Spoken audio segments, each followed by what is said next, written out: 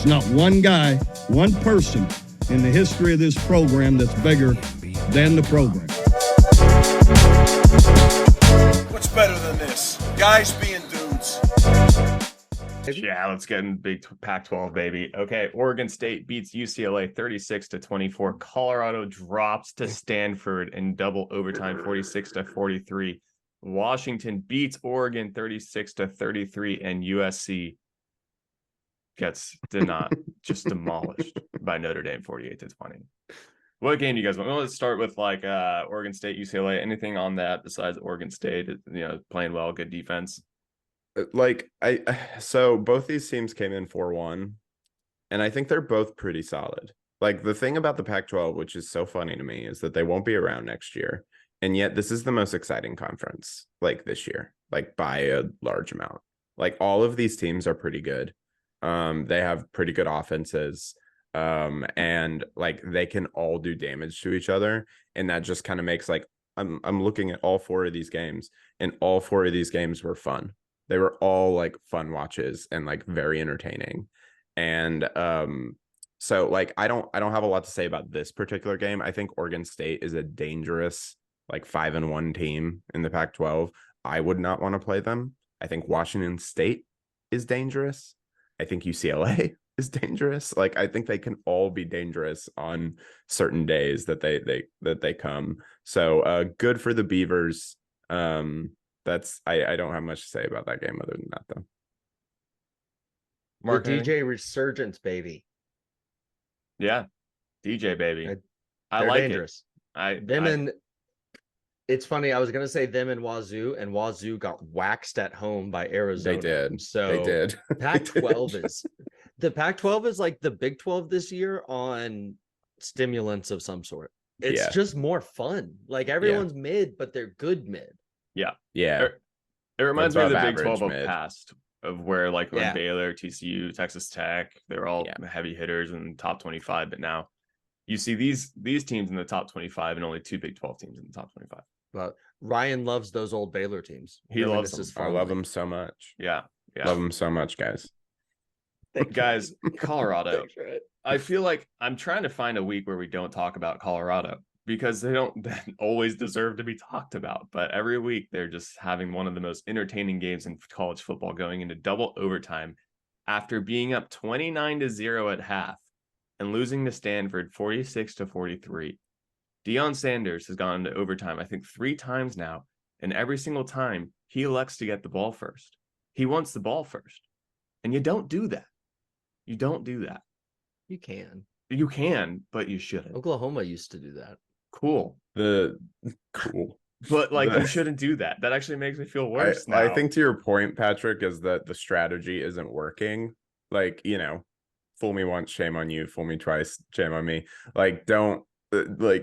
Don't keep doing the same thing and expecting different results. Try something new.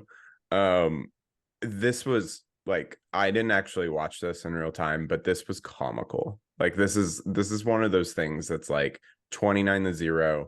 They're in Boulder. It just is this is just incredible. We're back. And I still think they're quote unquote back from last year and how poor they were last year. But this is a team that is like a hodgepodge group of individuals who have been thrown together, who I don't really feel know how to operate together quite yet.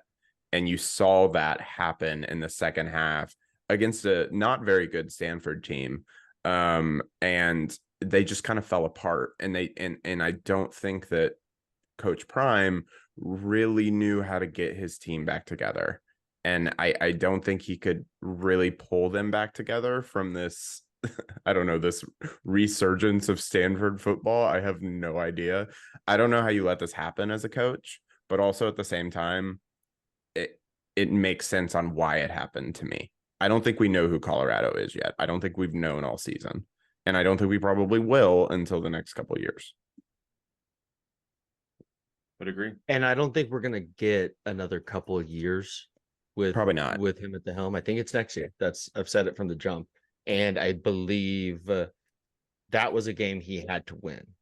Colorado had to win. You don't go up 200 or 29-0 and give that one away. And the shots on the sideline of Coach Prime while they're giving it away are all damning. They're all damning. He's just standing there in a lot of them. And that's not, he's still coaching. I don't want to cast aspersions unfairly. He's still coaching, but the vibe was off and it wasn't good. And I'll tell you, man, you got to have more depth than Travis Hunter because he can't come back from 3 games off and be limping all over the field and be counted on to be your wide receiver 1 and your cornerback 1. That's unfair to the young man. And he gave up multiple plays that you got to think if he was allowed to focus on one spot or even just pick and choose the spots on both sides of the ball, that doesn't happen in the same way. That's coaching. That's coaching. So we've ridden the Coach Prime thing. We've got to ride it when it's down too. Colorado is down. Yeah, it's down. Colorado is very down. Now at risk of not making a bowl game. They play UCLA, Oregon State, and Arizona next. And those are very potentially 3 L's right there. Yeah. Like easy. Is it at Arizona or is it in no, it's at Colorado, but they lost to Stanford, so Stanford's worse than all 3 of those teams. Did y'all see the video of the kid crying? Dude, and his girlfriend like trying to you know he bet his tuition on it. Oh yeah. And she's trying to help and just like that makes a lot more sense as to why he was down that bad because there was some money situation no one acts going that on way there. But no adult. Yeah, unfortunately she's not gonna get a nice dinner this week from her boyfriend. Anyway, let's talk about I thought the boyfriend much longer, man. Yeah. Hey, remember to go to thefanstop.com right real quick and use our promo code PGUYZP Guyz for 15% off their shirt of the month club or their game day polos. Washington against Oregon. This was the game we were really waiting on in the Pac-12. What are y'all's thoughts? I thought it was a great game overall. I thought you have 2 very, very talented quarterbacks and very, very talented offenses going against each other. Oregon should have won this game. They didn't. And I feel like that was a miss on their part. Obviously it's a miss on their part, but I think it was more their mistakes that led to that outcome. Overall, just like 2 very talented teams. And I love when we get to see that. I think Michael Penix Jr. is very, very good. I think he will be, especially considering the next game that we talk about, the front runner for the Heisman moving forward, potentially for the rest of the season, but we don't know really what's going to happen from here on out. Great win by Washington. I mean, it's a solid win at home. And I feel like this was Oregon's game. And they made some mistakes that prevented them from winning it. I think both these teams are going to continue to do well in the Pac-12 for the rest of the year. Yeah, definitely. Michael Penix went 22 for 37, 302 yards, 4 touchdowns, 1 interception, while Bo Nix went 33 for 44, 337 yards, and 2 touchdowns. Awesome quarterback play on both sides of the field. Mark, what did you think about that game?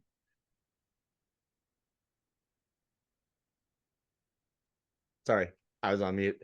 This was sort of the game that I was looking forward to all year for the Pac-12. We've talked about, okay, it seems like USC is sort of falling off. So it's really going to be Oregon and Washington. And I thought Oregon was going to be the team. I mean, the line ends up at 3.5 and they lose by 3. Vegas knows everything, guys. Vegas knows everything. But I believed that the Oregon defense was real enough to keep this game in check. And while they lost the game, I don't think I was necessarily wrong about that. What lost them the game truly was a Dan Lanning 4th and 3 decision. That if you just punt the ball away, you make them drive the length of the field and they have to score a touchdown. That's sometimes our coaches are getting a little more aggressive than they need to be with 4th down decision making. Sometimes the right play is the easy play. Punt the ball and count on your vaunted defense to keep the other team from scoring. That's what I would have done. And in hindsight, I think that's what Dan Lanning would have done. Awesome game.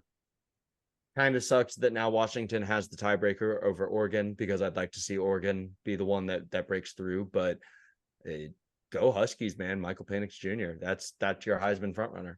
Mm-hmm. Those Oregon uniforms were ugly as hell, though. So I'm glad they lost. Part of it. It's part of it. Yeah. Speaking of Heisman front runners, someone who is no longer a Heisman front runner is Caleb Williams and his USC team after losing to Sam Hartman and Notre Dame 48-20. Caleb Williams goes 23 for 37, 199 yards, 1 touchdown, 3 interceptions, while the beautiful Sam Hartman went 13 for 20, 2 touchdowns, 126 yards, and 0 interceptions. Huge game. What are y'all's thoughts? I have a lot of thoughts, Beautiful. but I'm gonna let Mark go man. first. I'm gonna let Mark. I don't have too many, other than this is what it is going to look like if this USC team is what joins the Big Ten every single time they play Ohio State, Michigan, or Penn State. They are not built for these kind of physical matchups. Audric Estime goes 22 for 95. Great game on the ground for him. He really just sort of sets the tone for this Notre Dame team. Sam Hartman, 13-20 for 2 touchdowns, 70% passing, that's 65% passing, and 2 touchdowns. Gives you what you need. No more, no less, but he also is still extraordinarily handsome. You can't discount that. And if the offense isn't cooking for USC, nothing works. Nothing works. That's sort of the whole deal with these Lincoln Riley coached teams is, can the quarterback be a wizard? If the quarterback's a wizard who's able to make everything work, then it unlocks the whole thing. You're going to score 52 points every game. Does your quarterback have a bad night in him? Yes. Oh, you're losing. You're just losing. There's nothing else to do, because it's all so dependent on him now. Over the years, we've seen it go from less dependent on a superstar, like, the Baker Mayfield offense looks nothing like the USC offense now. And now it's all that quarterback doing the work. And we saw last night just how that doesn't work. Ryan, what did you see, King? I'm just a little, I'm actually shocked, not really at the result of the game, but like how it happened, because, I did not think USC's first loss of the season would come because of their offense. I thought it would come because of their defense. And, as much as we hate on USC's defense, they actually played pretty well last night. They held Notre Dame to 250 yards, I think, somewhere around there. And most of that was because Notre Dame got a lot of short yardage on their side of the field. But I think it's so, I think, Mark, you hit it like nail, or you hit it exactly where it needs to be. However I want to say that. Yeah, that's what she made said. sense. Made sense. I was trying to say like hammer on the nail or whatever, and then I was like, wait, nope. no, that's nail. I hit it where it needed to be. On the nail. This offense is so dependent on Caleb Williams, and if he is off at all, which he was off last night, and it falls apart. It completely falls apart, and their defense is not good enough to save them, and their offensive line is really atrocious, and they don't have special teams. So I mean, when you add all those things together, Caleb Williams plays not perfect, you lose, which is okay. You're gonna three interceptions isn't okay, but not playing perfect. Caleb was gonna have a bad game. That's all I'm saying. We have not seen Caleb Williams have a game like he did last night his entire career. So like I'm 3 interceptions. When's the last time he did that? That's his first career game that he's done. I don't know about 3 interceptions, but when Caleb Williams led the Oklahoma Sooners into your Baylor Bears McLean Stadium that season. Oh yeah, that's true. That was bad. Bad. That was there was a couple other things.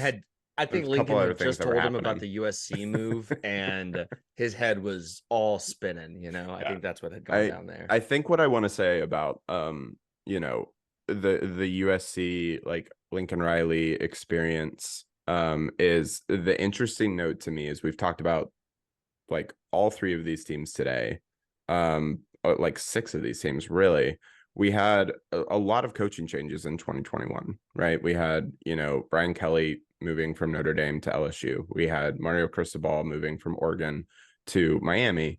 And then we had Lincoln Riley moving from OU to USC. All of those places that basically got ditched by their head coaches are doing really well this year. Like Notre Dame, massive win, yeah, they've had a couple losses this year, but massive win. Oregon looks great, other than their loss, but they're right there. OU's having a really fantastic year as well. And then you look at USC, LSU, and Miami, and you're like, what's happening here? We're not really sure. And I think that's just kind of an interesting thought process on sometimes the grass isn't always greener on the other side. And like, there was so much turmoil about that like these 3 teams, even though we got, people got, OU got Brent Venables, Oregon got Dan Lanning, Notre Dame got Marcus Freeman. None of those were proven head coaches. We didn't really know, and everybody was like, they're gonna crumble. And that's not what's happening. That's not what's happening. And I just think like this whole Lincoln Riley experiment is a very interesting story that is going to be on a 30 for 30 one day or something along those lines. Well, look, everyone knows that we're all Oklahoma fans, so we come at it from the perspective of that. But, well, except for Patrick, he's a Tennessee Patrick. guy. Well, I kind of go back and forth. I go back and forth. From a national perspective, the entire story at the time of the movement was, wow, Lincoln Riley is going to upgrade this USC program and bring his magic that he made Oklahoma into. He's going to take that to LA and it's just going to work. Because why wouldn't it work? You're going from Norman to Los Angeles. You can't recruit Norman. The reason it doesn't work is, I think Bomani Jones said this, former ESPN guy. He's got a show on HBO now. Sometime around 80 years ago, Oklahoma decided they just weren't going to be bad at football. And they haven't been.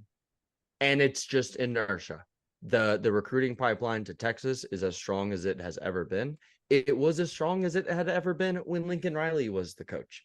And he thought he could just take all of that, move it to California. That's what they were buying, right? And turns out you can't really do that without all the things built in that a school like Oklahoma had, that a school like Notre Dame has, that a school like even Oregon the last 2 decades has. Yep. There's a lot of infrastructure there that works. And USC didn't have that infrastructure. They had hired a new AD the year before who's already been ousted. That's a tough situation, man. I hope Dallas Cowboys fans are listening, because you're going to have a new head coach next year, and his name is Lincoln Riley. And for those who think that Caleb Williams is going to stay at USC for another year, this was the test. He is not going to stay at USC the next year. He's never going to see the college football playoffs. He won 1 Heisman. He was maybe one of the best quarterbacks to ever take the field in college football. He won a Heisman. Will never get to the playoffs because he didn't stay at the University of Oklahoma. Won't win a single conference championship. Won't win a conference championship. Crazy. Because he followed Heisman Lincoln without Riley. a conference championship. Crazy. Yeah, I don't know that he would fit with this Oklahoma team. I'm not sure the 5 is right. Yeah, he can fit anywhere. Sure. If he was on this Oklahoma team, we'd be going to the national championship. That's a conversation for another day. Absolutely. It really is. We've landed in the... Let's keep It became an hour-long podcast. I think overall, like Pac-12, very, very exciting. Good shit, Notre Dame. I thought that was a great win.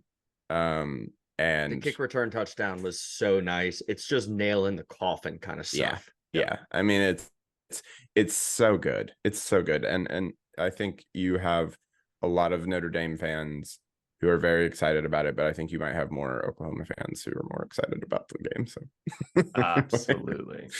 There's a "we're close" quote from oh my god, there's so many. Yeah. Lincoln's so fun.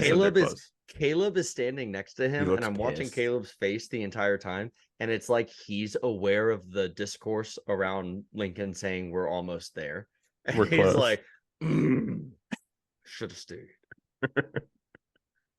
Well, folks, I think that about does it. Unless you guys have anything Yeah, else. I'd say so. No, I'd think say we're so good. as well. Remember, though, before you leave us, go to thefanstop.com right now. Use our code PGUYZ for 15% off their Shirt of the Month Club for the first 3 months, or 15% off their game day polos. Guys, thank you so much for joining today. Thank you so much for listening MVPs. today. There's not one guy, one person in the history of this program that's bigger than the program. What's better than this? Guys being